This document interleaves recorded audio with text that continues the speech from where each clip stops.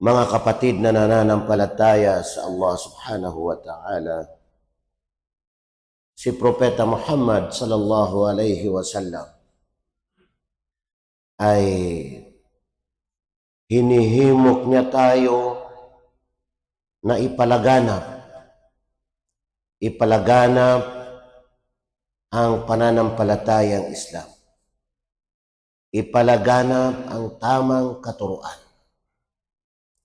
Sa ating pagpapalaganap, mga kapatid na nananampalataya sa Allah, ay kinakailangan muna natin matuto ng tama para tama rin ang ating ipinapalaganap o kaya ay ang ating sinasabi sa mga tao patungkol sa ating pananampalatayang Islam.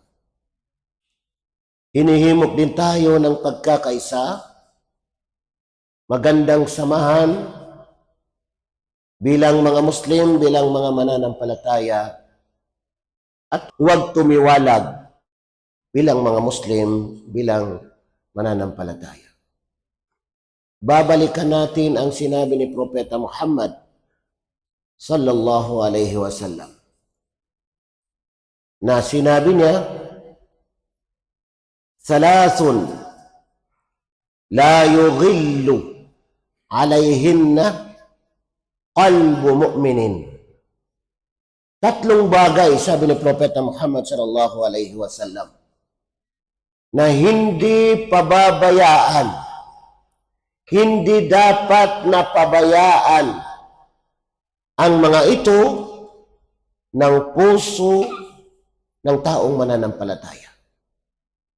Ibig sabihin na isa sa puso niya itong tatlong bagay na ito. Kapag isinapuso niya ang tatlong bagay na ito, mga kapatid, ay magkakaroon siya ng kapanatagan, magkakaroon siya ng malinis na puso na hindi makakapag-isip ng anumang kapahamakan o anumang masama sa kanyang kapwa. Kasi lahat ng kanyang may isip, lahat ng kanyang mga plano ay hindi para sa kanyang sarili, kundi para sa kanyang kapatiran sa pananampalataya. Mga kapatid na nananampalataya sa Allah subhanahu wa ta'ala, unang-una na sinabi ni Propeta Muhammad sallallahu alaihi wasallam, ikhlasul amali lillah. Tandaan natin, ikhlasul amali lillah. Ang pagiging ikhlas, ang pagiging taus-puso ng gawain para sa Allah. Gagawin natin ng anumang mga gawain na ito, na ibada o mga pagsunod sa Allah subhanahu wa ta'ala, pagsamba at pagsunod sa Allah, tulad din ng pagpapalaganap natin ng katuruan sa pananampalatayang Islam, tulad din ng pananaliksik natin, pag-aaral natin, gawin natin itong ikhlas. Gawin natin ikhlas. Kasi kung hindi magiging ikhlas dito sa puso natin, madali tayo sumuko. Madali tayo sumuko. Kasi ano ang kabaliktaran ng ikhlas? Riya. Pagpapakitang tao. Kaya madali kang sumuko. Kasi kapag wala nang pumansin sa iyo, wala nang magsabi sa iyo ng mashallah, ang galing-galing. Pag hindi ka masyado mabigyan ng pansin, ay susuko ka na. Kasi yun naman ang hangad mo, ipakitang tao. Hindi ikhlas, hindi para sa Allah subhanahu wa ta'ala. Ang pagsamba natin, ang paggawa natin ng kabutihan, ang pagpapalaganap natin, pagtuturo natin ng Islam, ang pag-aaral natin, pananaliksik natin ng Islam, kailangan dito sa puso natin ikhlas. Huwag natin ito makakalimutan, mga kapatid. Pangalawa, mga kapatid, wan nasihatu liulati al-muslimin. At ang pagbibigay ng payo sa mga pinuno ng mga Muslim, sa mga leader ng mga Muslim. Magsasalita ng mabuti, maghangad ng mabuti, sundin ang mga nakakataas sa pananampalatayang Islam kung ito ay talagang sang-ayon sa pananampalatayang Islam. At higit sa lahat, mga kapatid na nananampalataya sa Allah, huwag tumiwalag. Pangatlo, mga kapatid, waluzumu jama'atihim, ang pananatili sa kanilang samahan. Mananatili sa samahan ng mga Muslim. Anong ibig sabihin ng samahan? Hindi ibig sabihin na may mga pangalan ng mga samahan, kundi samahan ng mga Muslim sa kanilang pagdarasal ng Jum'a, sa pagpapaliwanag ng mga ulama, samahan ng mga Muslim sa kanilang pagdarasal ng Jama'ah, samahan ng mga Muslim sa kanilang mga pananaliksik ng kaalaman. Huwag tumiwalag, mga kapatid na nananampalataya sa Allah subhanahu wa ta'ala. Hindi samahan ng anumang mga pangalan, kundi samahan sa pananampalataya. Samahan, grupo sa pagdarasal ng Jum'a, grupo sa pagdarasal ng Jama'ah, grupo sa pananaliksik ng kaalaman. فَإِنَّ دَعْوَتَهُمْ تُحِيطُ مِنْ وَرَائِهِمْ. Dahil ang pag-anyaya sa kanila, pag-anyaya sa mga Muslim, ay nakapalibot sa kanilang mga likuran. Anong ibig sabihin ng nakapalibot sa kanilang mga likuran? Sa pag-anyaya mo sa mga kapatiran ng mga Muslim, ay napapalibutan sila, mga kapatid na nananampalataya sa Allah.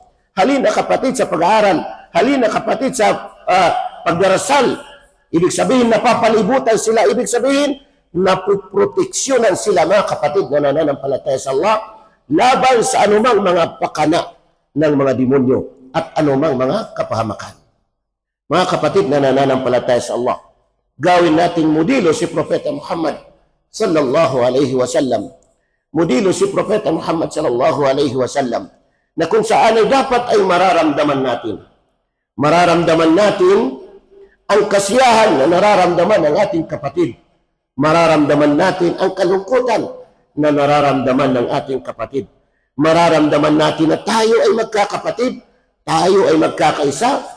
Ibig sabihin nito, mga kapatid na nananampalataya sa Allah, huwag tayong magtago sa ating mga sarili o sa ating mga loobin ng sama ng loob. Kailangan natin sabihin, kailangan natin itong ilabas, mga kapatid na nananampalataya sa Allah subhanahu wa ta'ala. Mas maganda yung prangkahan na magsalita kaysa itatago mo dito sa ilalim, dito sa loobin mo, na kung saan ay magiging dahilan na para ikaw ay tumiwalag sa samahan ng mga Muslim, samahan ng mga mananampalataya, samahan sa pagdarasal ng Jum'a, samahan sa pagdarasal ng Jama'ah, samahan sa mga, ibig sabihin ay talabul ilm, pananaliksik ng kaalaman. At magiging dahilan pa na kung saan ay sisiraan mo ang sinumang tao na ibig sabihin mayroon kang sama ng loob sa kanya. Ilabas mo, sabihin mo, baka hindi niya alam. Umasok naman doon sa tatlo na iyon eh. Kahit na yung pinuno ng mga Muslim ay bibigyan ng payo. Ano pa kaya yung hindi pinuno ng mga Muslim, mga mananampalataya sa Allah subhanahu wa ta'ala? Sinabi ng Allah subhanahu wa ta'ala sa banal na Quran, Inna hadhihi ummatukum ummatan wahidah wa ana rabbukum fa'budun. Katotohanan, sabi ng Allah subhanahu wa ta'ala, na ang umma na ito, umma ni Propeta Muhammad sallallahu alaihi wasallam, pamayanan ni Propeta Muhammad sallallahu alaihi wasallam, ummatan wahida, ay isang umma lang ito. Isang umma, kaya dapat ay magkakasama, magkakasundo sa larangan ng ating pananampalatayang Islam. Inna hadhihi ummatukum ummatan wahida wa ana rabbukum fa'budun. At ako ang inyong Panginoon, sabi ng Allah subhanahu wa ta'ala, fa'budun, kaya sambahin ninyo ako, sabi ng Allah subhanahu wa ta'ala. Siya lamang ang karapat-dapat na pagkukulan natin ang pagsamba at magiging ikhlas tayo sa lahat ng mga gawain natin ng mga pagsamba, mga pagsunod sa Allah subhanahu wa ta'ala, o kaya ay ating mga pananaliksik ng kaalaman o pagpapalaganap ng katuruan sa ating pananampalatayang Islam. Aqulu qawli hadha wa astaghfirullah li wa lakum.